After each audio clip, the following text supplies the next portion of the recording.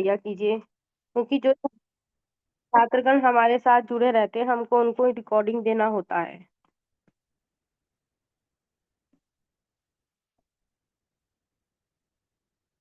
ऋषि का ध्यान कीजिए।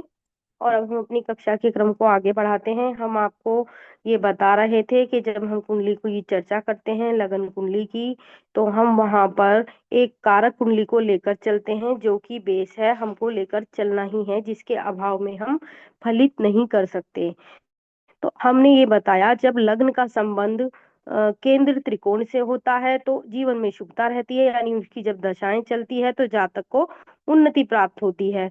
और जब केंद्र का संबंध लग्न का संबंध 6 8 12 से बनता है तो जातक को उसमें कष्ट प्राप्त होता है। जैसे मैंने एक उदाहरण दिया, षडाष्टक दोष बना हुआ था, उसमें वो है ना, आम आदमी पार्टी के जो नेता थे तो वो कोर्ट कचहरी घूमे, खूब किसी ने स्याही फेंकी उनके ऊपर, नाना प्रकार के कलंक लगे। और अब जब स्थिति थोड़ी ठीक हो गई, दशा में थोड़ा परिवर्तन आ गया, तो वो उनकी जमानत जो है एक्सेप्ट कर ली गई और वो बाहर आ गए। तो ग्रहों की स्थिति ऐसी है, जैसी ग्रहों की स्थिति होगी वैसे आपके व्यवहार में, आपकी चिंतन में, आपके जीवन में वो प्रभावित करेंगे। और काल पुरुष की कुंडली को इसलिए लेके चला जाता है कि बहुत सारे कॉन्सेप्ट वहीं पर ही क्लियर हो जाते हैं। जैसे हमने बात की कि लगन में सूर्य है या मंगल है, तो जातक को गुस्सा भी आता होगा, और जातक जब गुस्सा करता होगा तो उसके चेहरे पे अलग ही आंखें लाल हो जाना, इस तरह की स्थिति, बहुत तेज गुस्सा आना। वो व्यक्ति प्रसिद्धि इस बात से होता है कि देखो भाई ये तो बहुत गुस्सेल है, इससे तो कम मतलब बहुत सोच समझ के फिर जब पता लग जाता है कि गुस्सेल व्यक्ति है तो बहुत कम बात करते हैं। ऐसे ही मैंने ये बताया कि छठे घर में किस प्रकार के रोग और ऋण शत्रु होंगे वहां बैठे ग्रहों से पता लगता है। जैसे कि अब एक उदाहरण दे दिया, हड्डी संबंधी कोई प्रॉब्लम है तो उसको तो देखेंगे जहां चोट लगी है, जिस भाव में, हाथ में, पैर में, तो कालपुरुष की कुंडली में वो कहाँ है, वो भाव कहाँ है। जैसे हमने कहा ना, सीधा हाथ कौन सा है हमारा, उल्टा हाथ कौन सा है, तो हम तृतीय भाव को लेते हैं, ठीक है, भुजा। और एकादश भाव को लेते हैं, अब वो पीड़ित है तो वहां चोट लगेगी, ठीक है, क्योंकि वो भुजा है, वो कान है, ठीक है। आप लेकिन हम उसको भी देखेंगे कि कौन सा ग्रह पीड़ित है छठे भाव में, ठीक है। तो सूर्य, जैसे कि यहाँ पर शारीरिक उसको बताया, सूर्य हड्डियों का कारक है, तो हड्डियों के लिए सूर्य को देखा जाता है। चंद्रमा शरीर का जो है जल तत्व है, और या रज तत्व है, हम ये भी कह सकते हैं। मंगल जो है मज्जा है, रक्त की का गाढ़ापन भी कह सकते हैं, क्लॉटिंग भी कह सकते हैं, रक्त भी कह सकते हैं। और बुध क्या है, त्वचा है, जैसे छठे घर में बुध हो तो त्वचा संबंधी रोग हो सकते हैं। नाभि के निकट का स्थान है बुध।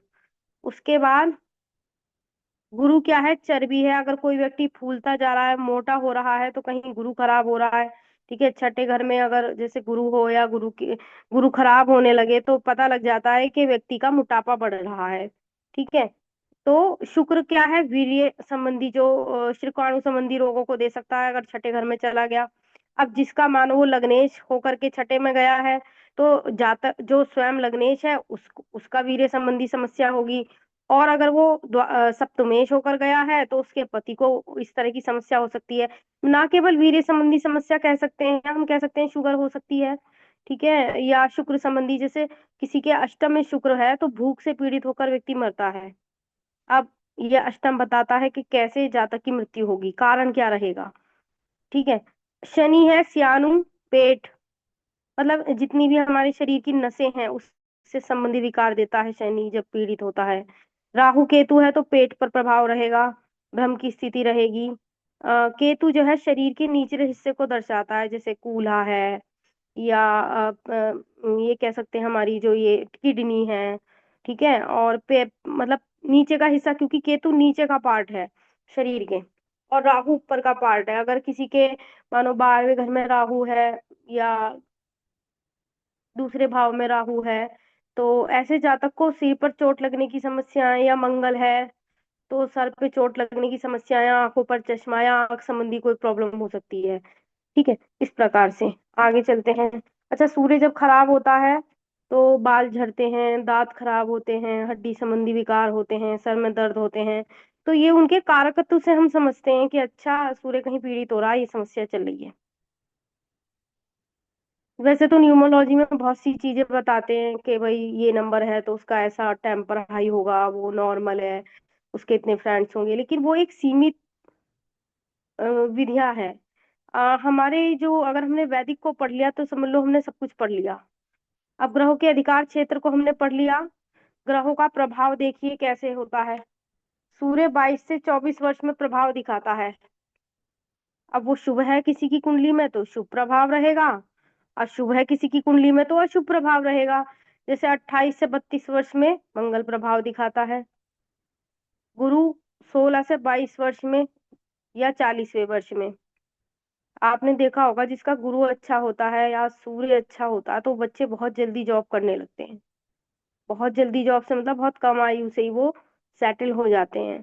फॉर एग्जाम्पल, चौथे में बैठा है गुरु और वो दशम पर दृष्टि डाल रहा है और कहीं सूर्य की स्थिति भी अच्छी है, तो आप देखिएगा वो जातक बहुत जल्दी से जो है अपना कोई ना कोई करियर, चाहे करियर बहुत मजबूत ना हो, धीरे धीरे उन्नति करे, लेकिन जल्दी से वो कमाने वाली लाइन में चला जाता है, अर्निंग वाली, सोर्स ऑफ इनकम आने की लाइन में चला जाता है। शनि 36 से 42 वर्ष। अब कोई व्यक्ति कह रहा है कि जी मैं तो बहुत पढ़ लिया, खूब मेहनत भी करी, जंगे जंगे काम भी किया, पर अभी तक सेटल नहीं हो पाया, लेकिन वो धीरे धीरे आगे बढ़ेगा। क्यों? क्योंकि शनि धीरे धीरे फल देते हैं। आपने देखा कि जो नरेंद्र मोदी है, एक चाय बेचने का कार्य करते थे, लेकिन आपने सोचा होगा कि कम से कम 20-22 साल, काफी साल उन्होंने पार्टी में ही दिया है, और तब जाके वो एक गुजरात के प्रधानमंत्री और फिर जो है गुजरात के मुख्यमंत्री और फिर धीरे धीरे वो प्रधानमंत्री के पद पर आए। तो वो शनि है जो धीरे धीरे आपको ऊंचाई की तरफ ले जा रहा है, लेकिन उसका रिजल्ट स्थायी होता है, लेकिन होता धीरे धीरे है। ठीक है, अब हम केतु को देख लेते हैं। 48 से 54वें वर्ष में आयु में अपना विशेष प्रभाव दिखाता है केतु देव। ठीक है, अब जैसे बताया आपको कि जैसे किसी का कर्मेश है शनिदेव, नवमांश में भी वो छठे घर में जाके बैठ गया, तात्पर्य जातक को नौकरी करनी चाहिए। अब वो नौकरी कर तो रहा है पर वो सेटिस्फाइड या स्टेबल नहीं हो पा रहा, तो हम उसको देखेंगे तो हम बोलेंगे भाई 36 वर्ष के बाद तो तुम सेटल हो गए होंगे। क्यों? क्योंकि 36 से 42 वर्ष के बीच में शनि प्रभाव दिखाता है। और जब जातक, कि किसने माइक ओपन किया हुआ है जी? माइक बंद कीजिएगा कृपया, क्योंकि उससे क्या होता है ना, शोर मचता है जी। तो कहाँ थे हम? हाँ, तो शनि 36 से 42 वर्ष की स्थिति में व्यक्ति को स्टेबल करता है, उसके अंदर कॉन्फिडेंस लेवल बन जाता है, वो धीरे धीरे सीख सीख करके आगे बढ़ता है इत्यादि। चंद्रमा को हम देख रहे हैं 24 से 25 वर्ष में। व्यक्ति को पता चला उसने मकान बना लिया। चंद्रमा सुख का कारक है, चंद्रमा चतुर्थ भाव का कारकत्व लिए हुए है, तो चंद्रमा माता से लाभ प्राप्त हो सकता है, मन प्रसन्न रह सकता है, अचीवमेंट हासिल करेगा व्यक्ति 24 से 25 वर्ष के बीच में, अगर चंद्रमा उसका अच्छा है। चंद्रमा का फल देखना है यार। इसी प्रकार बुध। अब खासकर ये फल कब देखा जाता है? जो ग्रहों की स्थिति अच्छी होती है, या खासकर कर्म के लिए या मकान के लिए या किसी भी चीज के लिए, तो उस हिसाब से हम देखते हैं। वो हमारे अध्ययन पर डिपेंड करता है, हमने कितना अध्ययन और सटीक अध्ययन किया है। बुध को देख लीजिए, बुध 32 वर्ष में फल देता है। कई लोगों की देखा आपने शादी बहुत लेट होती है। ठीक है, बुध वैसे सुख का कारक है, और विवाह के लिए भी, मतलब सुख से मतलब है विवाह के बाद का भी सुख। ठीक है ना? एक कहते हैं कि नंदों की से नंदों को दान देना चाहिए या कन्याओं को जिमाना चाहिए, तो उससे बुध प्लैनेट अच्छा होता है, या कन्या दान करना चाहिए। भाई हमें अपने जीवन में भी तो सुख चाहिए, सुख और सौभाग्य चाहिए। एक गृहस्थ जीवन का जो सुख चाहिए वो बुध प्लैनेट दे सकता है, क्योंकि बुध स्वयं भगवान विष्णु और सृष्टि के रचयिता और पालनहार हैं। तो उसी हिसाब से जैसी हमको एनर्जी चाहिए होती है उस प्लेनेट को, वैसे हमको ठीक करना होता है। तो 32 वर्ष की अवस्था में आप देखिए कि स्टेबल हो जाते हैं। वैसे तो 17 वर्ष की होती है बुध की दशा, लेकिन जैसे कुछ लोगों की शादी लेट होती है। क्यों? क्योंकि भाई शनि की इतनी लंबी दशा थी, उसके बाद मानो बुध की दशा आई, तो बुध की दशा में विवाह हो जाता है। शनि में पढ़ता है व्यक्ति, केतु की दशा में रिसर्च करता है।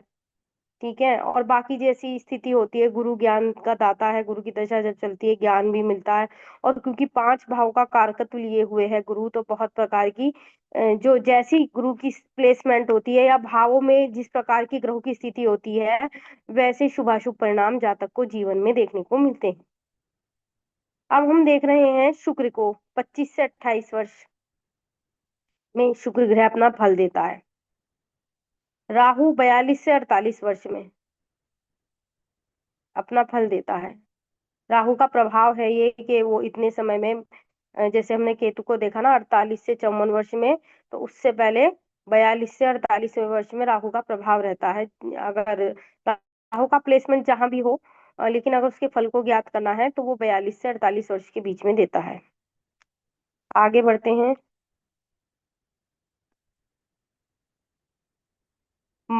ग्रहों से परिवारजनों का विचार करा जा सकता है। जैसे माता का दिन में जन्म हो तो शुक्र से, रात्रि में जन्म हो तो चंद्र से, पिता का दिन में जन्म हो तो सूर्य से, और रात्रि में जन्म हो तो शनि से विचार कर सकते हैं। अब भाई मैं बता दूं।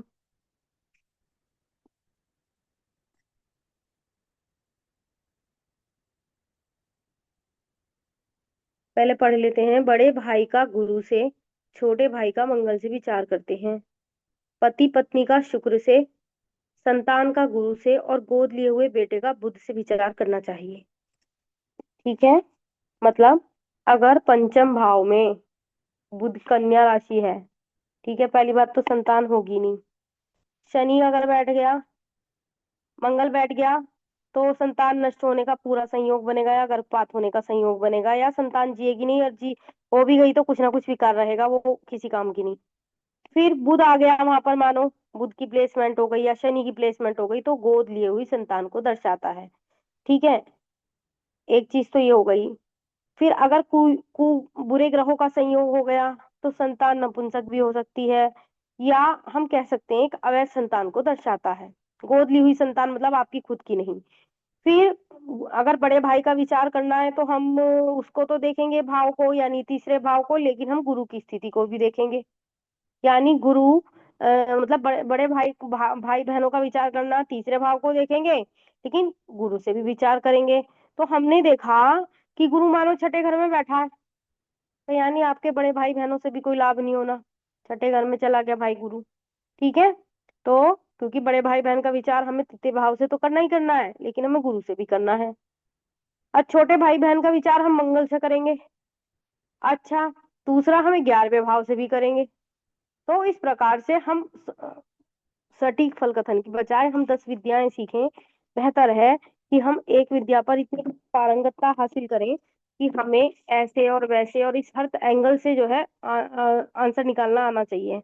हमने छोटे भाई का विचार करना है, बहनों का विचार करना है, हमने एकादश भाव को देखा। फिर हमने भावात भावम का सिद्धांत लगा करके एकादश से एकादश को देखा। ठीक है। और हमने किसको देखा? हमने मंगल को भी देखा, क्योंकि छोटे भाई बहन का जो है विचार मंगल से भी करते हैं। अगर बहन का विचार कर रहे हैं तो बुध को भी देख लो। मतलब ऐसे ऐसे करके उसमें हम लॉजिक लगाते हैं। अब किसी जातक का जन्म दिन में हुआ है तो वो शुक्र से अपनी माता को देख सकता है। मतलब वैसे तो चौथा भाव माता का है ही, लेकिन शुक्र की स्थिति को भी देखो। अब क्योंकि शुक्र आपने देखा होगा सुबह सुबह जो है ना, वो चमकता हुआ तारा सा, जब जो सूर्यास्त सॉरी सूर्योदय हो रहा हो, और मतलब रात्रि का अंत और प्रातः का आरंभ हो रहा हो, तो एक तारा सा चमकता रहता है ना, वो शुक्र है। या फिर एक मंगल भी दिखाई देता है। तो इस शुक्र को भोर का तारा कहते हैं, वो सुबह सुबह चमकता हुआ दिखाई देगा आपको। तो अगर किसी का सुबह जन्म हुआ है तो माता का विचार शुक्र से भी करेंगे। यानी माता के बारे में आप जानना चाह रहे हैं तो आप उसको तो देखेंगे ही देखेंगे, किसको? चौथे भाव को। लेकिन शुक्र की स्थिति को भी देखेंगे, क्योंकि जातक का जन्म सुबह सुबह हुआ था। दूसरा, अगर किसी का रात्रि में जन्म है तो चंद्रमा की स्थिति को देखो कि माता कैसी है। मतलब चौथा भाव तो देखना ही देखना है, लेकिन चंद्रमा कहाँ जाके बैठा। अगर जातक का जन्म रात्रि का है तो फिर चंद्रमा की स्थिति को देखो कि चंद्रमा कितना बली था, क्योंकि रात्रि में चंद्रमा बली होता है, सुबह को सूर्य बली होता है। ठीक है, इस प्रकार से विचार करते हैं। पिता का विचार हम सुबह दिन में हो आज जातक का जन्म तो सूर्य से करेंगे, और अगर रात्रि का हुआ, अब पिता का भाव तो देखेंगे, दशम को भी देखेंगे, नवम को भी देखेंगे, पिता का भाव है वो, लेकिन सूर्य से विचार करेंगे अगर जातक का जन्म प्रातः काल का है। अगर जातक का जन्म रात्रि का है तो हम सूर्य के साथ साथ क्या देखेंगे? शनि को देखेंगे रात्रि में, क्योंकि जन्म रात्रि का है तो शनि की स्थिति को देखो तो पिता का ज्ञात होगा कि पिता की स्थिति क्या है। क्या आपको समझ में आ रहा है? हेलो।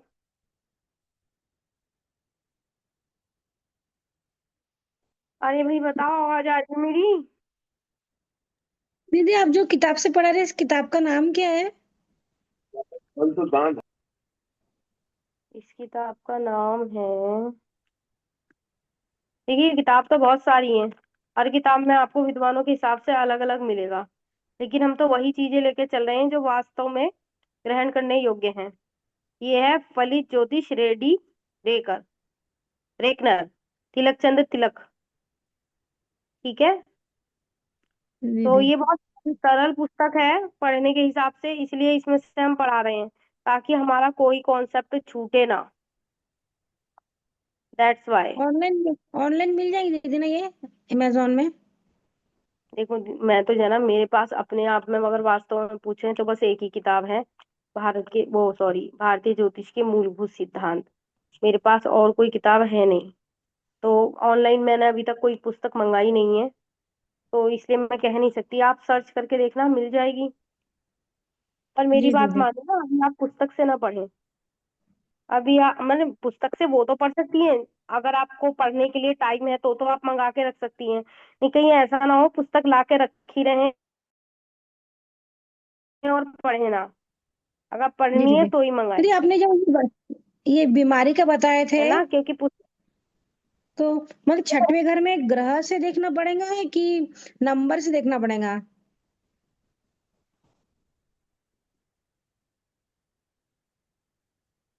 पहले तो कि ग्रह छठवें से घर में कौन सा देखेंगे। ग्रह बैठा है? उससे भी देखेंगे और उससे भी देखेंगे, पर जो है दोनों तरीके से देखेंगे। ग्रह को ज्यादा अच्छा, जो देखेंगे। अगर ग्रह नहीं है तो फिर उस पर मतलब जैसी स्थिति होगी वैसे आप प्रभाव देखेंगे। जैसे छठे घर में कोई भी राशि है, फॉर एग्जाम्पल कह सकते हैं, जैसे शुक्र की राशि है। अगर शुक्र दो की नंबर। राशि है ना, तो मेरे ख्याल से हाँ। लगन शुक्र का ही होगा, है ना। तुला लगन की कुंडली में क्या लगन बना? 7, 8, 9, नौ, 10, दस, 11। 12, एक बना। बनाना पड़ेगा ना, चलो मैं बनाती हूँ। ऐसे ना याद नहीं रहती ना चीजें, बनाना पड़ेगा।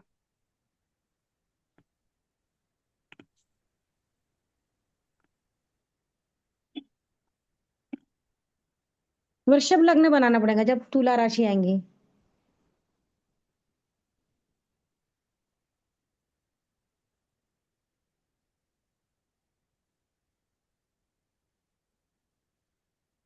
आप यहाँ देखिए, ये भी शुक्र है और ये भी शुक्र है।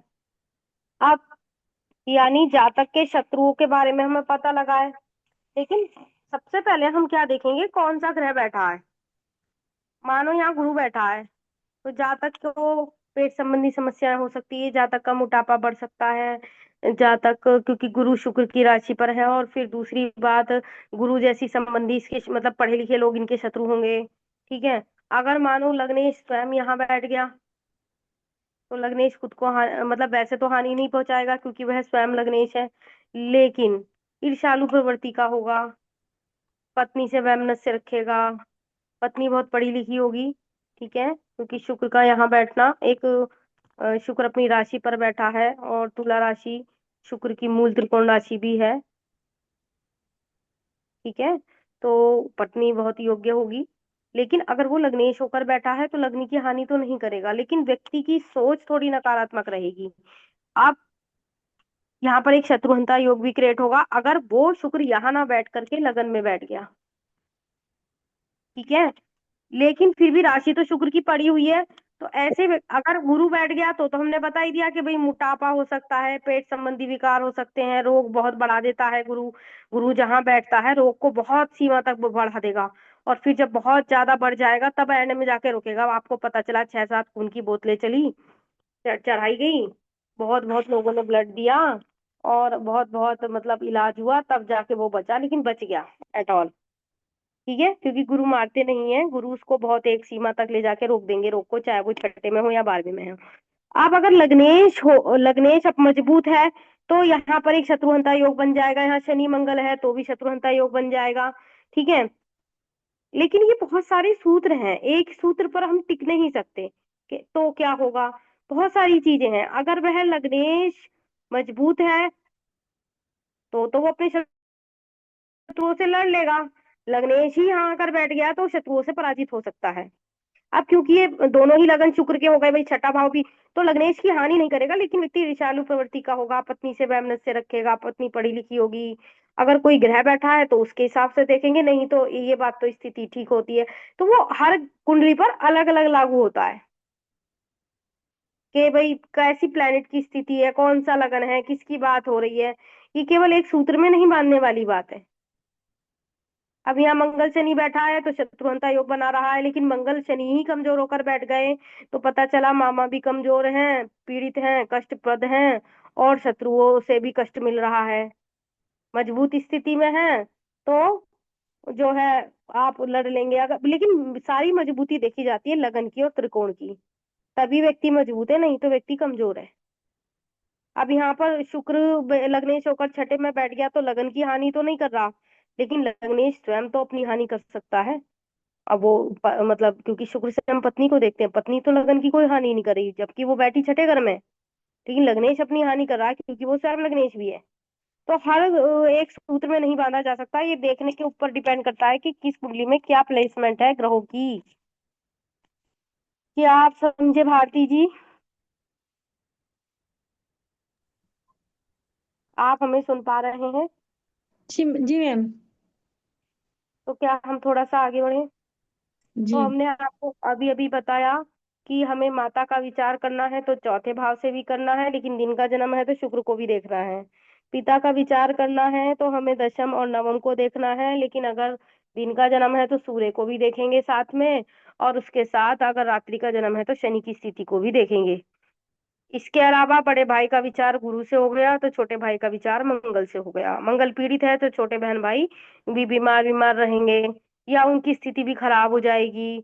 या हम कह सकते हैं कि मंगल पीड़ित है तो आप तो पीड़ित है ही।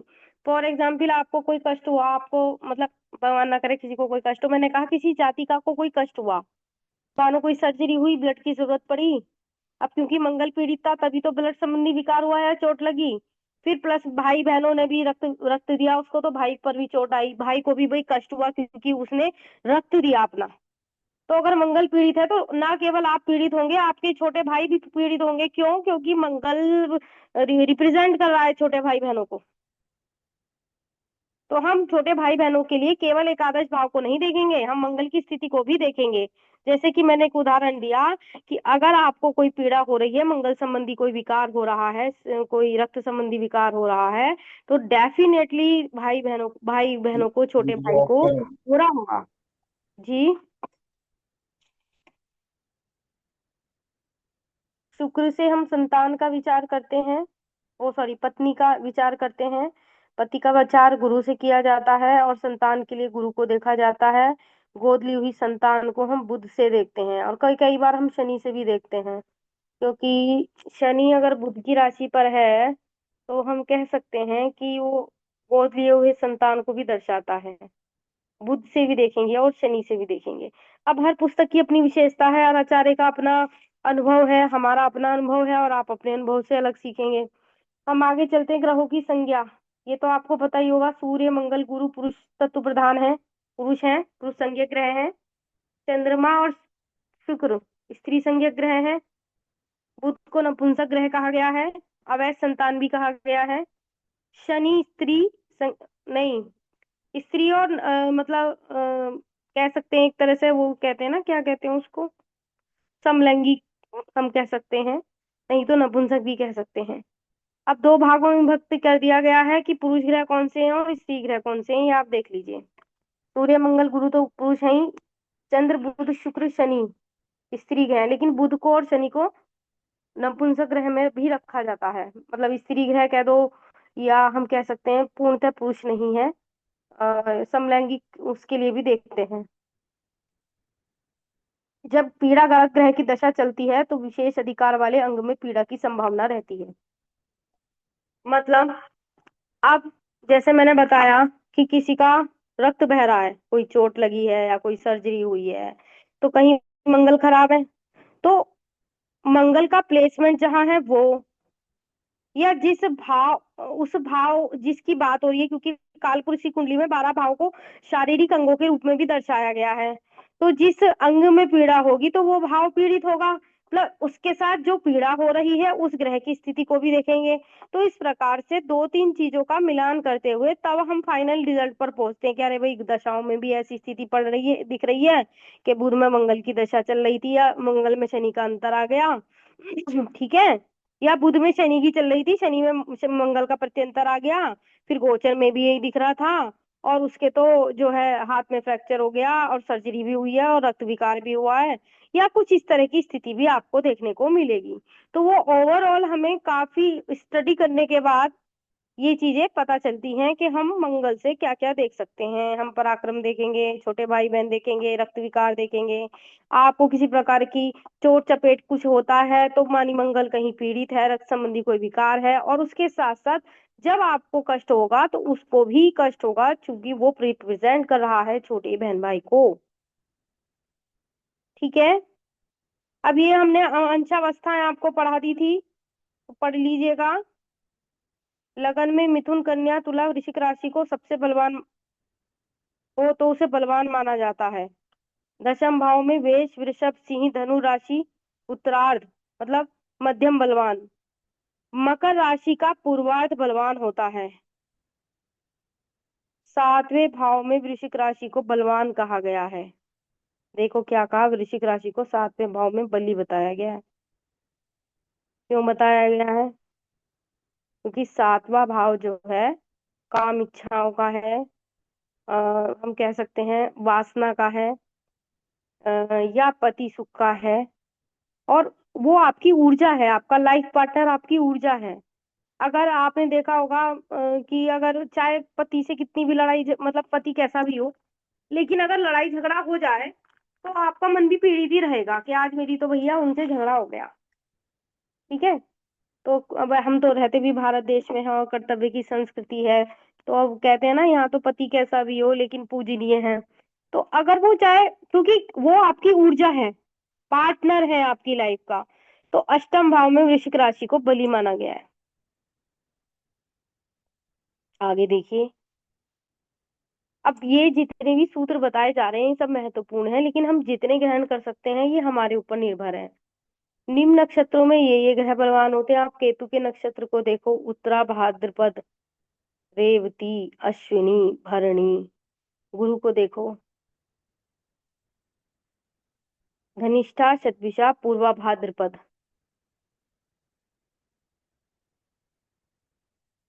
अब मानो किसी का जन्म पूर्वा भाद्रपद के अंतिम चरण में हुआ है, तो यानी उसने उत्तरा भाद्रपद, ये मैं पहले भी बहुत बार बता चुकी हूँ कि अगर किसी का जन्म गुरु की दशा में हुआ है तो जीवन काल में आने वाली केतु की दशा अच्छी जाएगी, अन्यथा बाकी सभी जातकों के लिए केतु की दशा कष्टकारी होती है।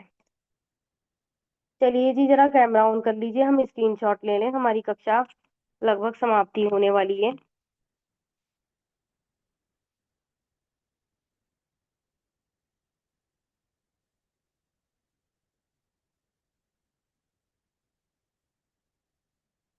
किसी ने अभी अभी कक्षा छोड़ी है? कौन सज्जन थे? कक्षा में आते हैं और फिर चले जाते हैं।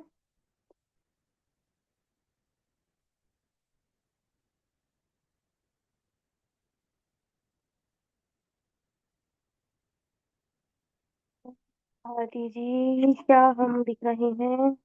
अरे भाई प्रीति जी आई हैं, स्वागतम। प्रीति कैसी हैं आप? अच्छी हूँ। अच्छी हूँ बहुत दिनों बाद ने दर्शन दिए, आती रहा करो। थोड़ा तबीयत ठीक नहीं चल रही थी मेरी, तो मैं इसलिए नहीं आ पा रही थी। थोड़ा घर से बाहर निकलो, तबीयत ठीक हो जाएगी। ये भी सही कहा। घर में तो इधर दर्द उधर दर्द यही चलता रहता है। भारती जी जरा स्क्रीनशॉट ले पा रहे हैं तो ले लीजिएगा, कुछ गड़बड़ हो रही है, हम नहीं ले पा रहे हैं।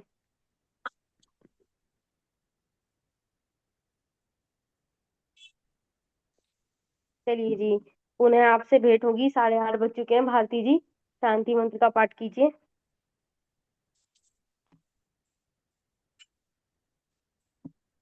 माइक बंद है भारती जी।